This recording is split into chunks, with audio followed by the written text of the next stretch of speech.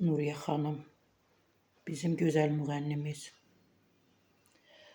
Millət vəkilinin demişdi ya, ailələrə uşaq pulu verilməsin, atalar, analar işləməz, tənbəl olar.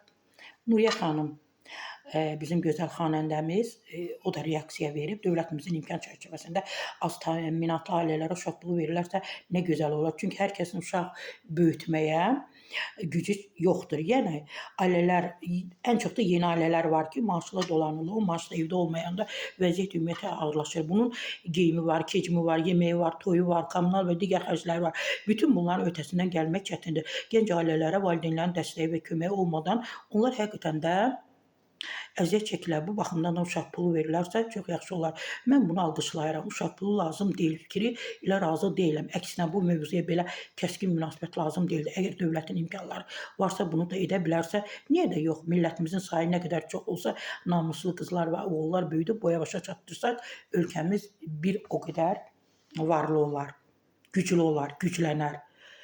Bəli, əməkdar artist Nuriye Hüseynova deyib.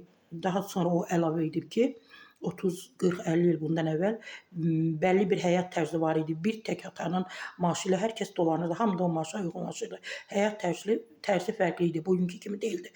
Bugün hər şey dəyişib. Ona görə də ailələr çox uşaq istəmirlər. Ya bir ya da iki uşaq istəyirlər. Demək olar ki, üçüncü uşaq çox nadir hallarda olur. Çox saylı ailələr ümumiyyətlə hazır demək olar ki, yoxdur. Nə qədər çətin də olsa ailə dəyərlərinə hörmət edən ata və ana uşağını pis, yaxşı böyüdür, boya başa çatdırır.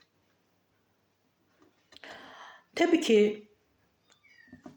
ziyalılarımız, hər kəs reaksiya verdi. O cümlədən də Nuriye xanım, bizim gözəl xanəndəmiz belə lazımdır. Uşaqlarımıza uşaq pulu lazımdır.